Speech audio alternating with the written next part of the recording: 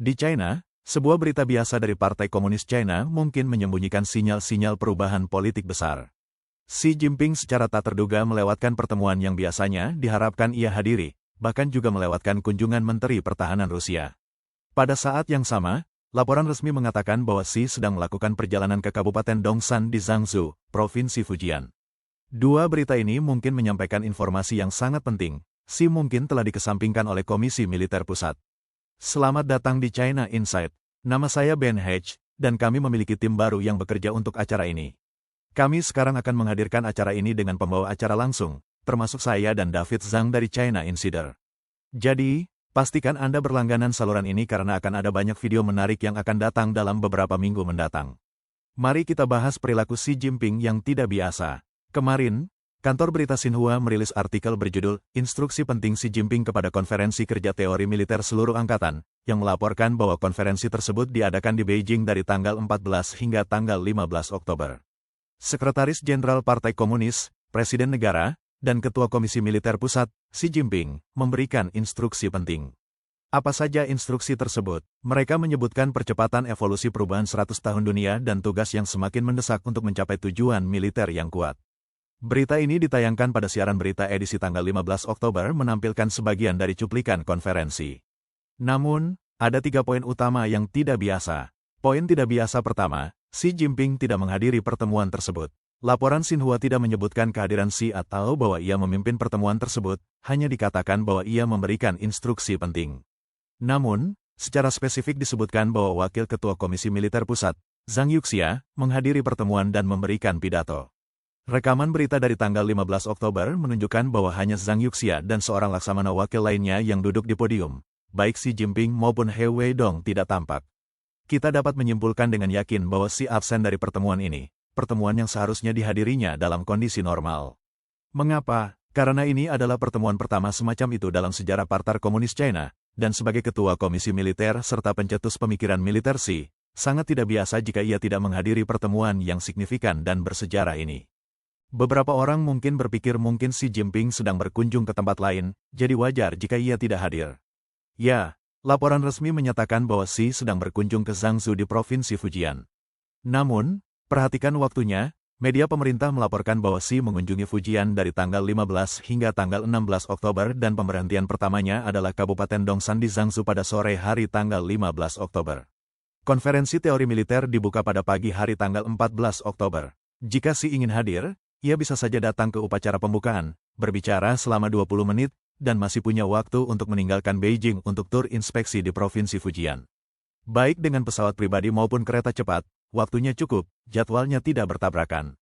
Pada pukul 9 pagi tanggal 14 Oktober Xi Jinping menghadiri upacara kremasi, yang menunjukkan bahwa ia masih berada di Beijing.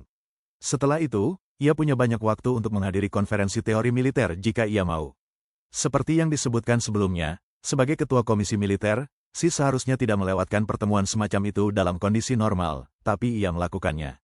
Oleh karena itu, penjelasan yang lebih masuk akal adalah bahwa kehadirannya tidak lagi diperlukan. Poin tidak biasa kedua adalah pemilihan kata dalam laporan Xinhua tentang konferensi kerja teori militer, yang menyatakan bahwa perlu sepenuhnya memperkuat kerja teori militer dan menerapkan pemikiran penguatan militer era baru dan pedoman strategis militer era baru. Frasa pemikiran penguatan militer era baru, ini sangat aneh. Di masa lalu, setelah Xi Jinping membangun otoritas absolutnya, terminologi resmi yang selalu digunakan adalah pemikiran penguatan militer Xi Jinping, yang telah digunakan selama bertahun-tahun. Tiba-tiba menggantikan Xi Jinping dengan era baru, jelas menunjukkan upaya yang disengaja untuk mengecilkan peran Xi. Siapapun yang memiliki pemahaman dasar tentang sistem propaganda PKC tahu bahwa perubahan kata-kata seperti ini tidak terjadi secara acak oleh wartawan atau editor, mereka tidak akan berani mengubah bahasa semacam itu tanpa arahan dari pihak atas. Dengan kata lain, pada konferensi militer yang bersejarah, Xi sebagai Ketua Komisi Militer tidak hanya secara misterius absen, tetapi bahkan penyebutan resmi tentang dirinya dalam laporan tersebut diubah. Ini tentu tidak tampak baik bagi Xi. Poin tidak biasa ketiga adalah bahwa Wakil Ketua Komisi Militer kedua, He Weidong, juga tidak menghadiri pertemuan tersebut.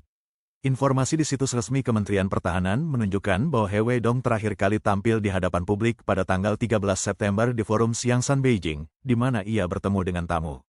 Sejak saat itu, ia tidak muncul di hadapan publik.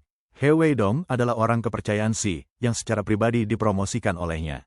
Ia secara khusus dipilih untuk memimpin invasi Taiwan di masa depan karena pengabdiannya yang lama di Komando Teater Timur dan pemahamannya yang mendalam terhadap masalah Taiwan.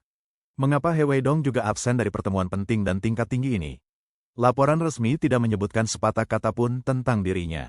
Jika ini adalah peristiwa yang terpisah, itu bisa disebabkan oleh, misalnya, alasan kesehatan. Tetapi ketika kita menghubungkannya dengan ketidakhadiran Xi dan ketidakhadiran yang tidak biasa dari Chai Qi dalam tur inspeksi Xi di Pulau Dongsan, menjadi jelas bahwa ketidakhadiran He Weidong kemungkinan bukan hanya soal kesehatan. Dalam arti tertentu, ketidakhadiran He Weidong bahkan lebih tidak biasa daripada Xi Jinping. Lagi pula, Xi hadir di Gunung Babao pada pagi hari tanggal 14, dan ketidakhadirannya di pertemuan komisi militer bisa dijelaskan, meskipun lemah. Namun, tidak ada alasan untuk ketidakhadiran He Weidong. Sebagai wakil ketua kedua komisi militer, ia seharusnya duduk di sebelah Zhang Yuxia di podium. Tetapi dalam rekaman berita, orang yang duduk di sebelah Zhang Yuxia adalah seorang wakil laksamana Angkatan Laut. Setelah melakukan pemeriksaan berulang kali, tim riset kami menyimpulkan bahwa orang tersebut kemungkinan besar adalah Zhou Xiaoze, Kepala Komisi Ilmu Pengetahuan dan Teknologi Komisi Militer Pusat.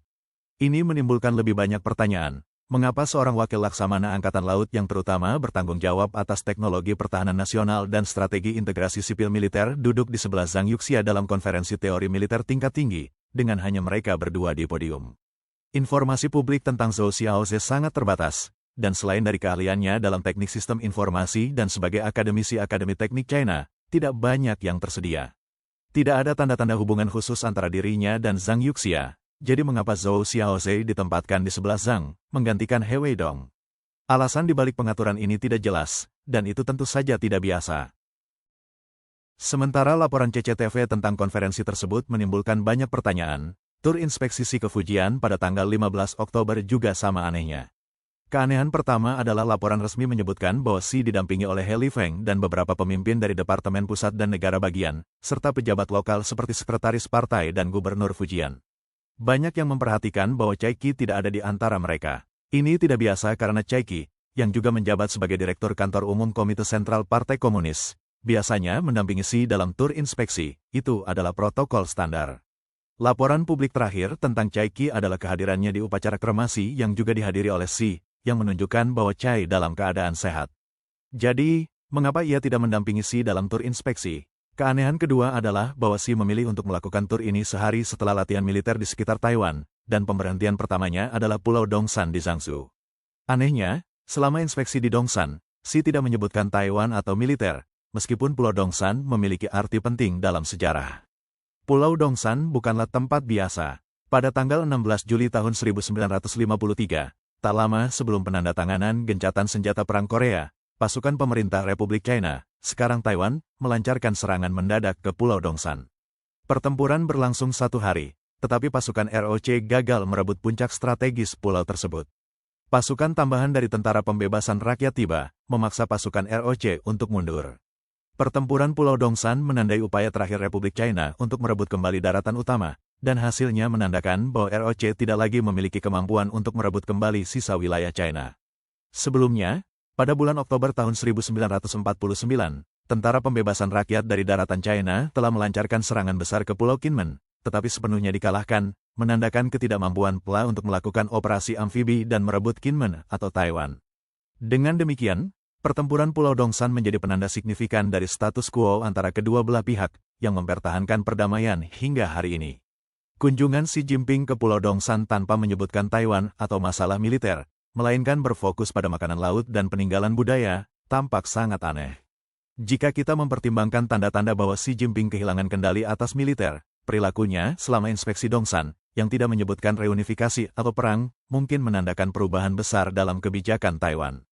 Ini bisa berarti bahwa tindakan militer tidak lagi menjadi opsi, dan status quo akan dipertahankan.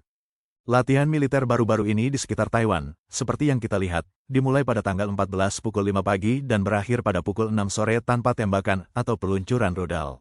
Latihan ini lebih seperti tur sehari di sekitar Taiwan, yang sangat kontras dengan latihan agresif sebelumnya.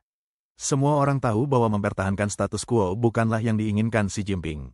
Inspeksinya di Pulau Dongsan mungkin menandakan perubahan besar dalam kebijakan Taiwan, tetapi ini bukanlah keputusan pribadinya. Jika Xi memang kehilangan kendali atas militer, maka rencana besar untuk menginvasi Taiwan dan berperang besar melawan aliansi AS Jepang-Taiwan kemungkinan besar akan dibatalkan. Dengan kata lain, periode bahaya bagi Taiwan mungkin telah berlalu. Ada satu keanehan lagi yang patut dicatat, pada tanggal 15 Oktober Menteri Pertahanan Rusia, Andrei Belousov, mengunjungi China, dan Xi tidak hadir di Beijing, meninggalkan Zhang Yuxia untuk bertemu dengannya. Mengingat hubungan khusus antara China dan Rusia, ketidakhadiran Xi pada saat seperti itu jelas disengaja. Dengan kata lain, perjalanannya ke Fujian kemungkinan besar telah dijadwalkan untuknya. Itulah yang didapat tim riset kami dari membaca tanda-tanda dari rangkaian peristiwa yang sangat aneh ini. Tapi bagaimana menurut Anda? Tinggalkan komentar di bawah. Dan jangan lupa berlangganan saluran ini untuk mendapatkan lebih banyak wawasan tentang China.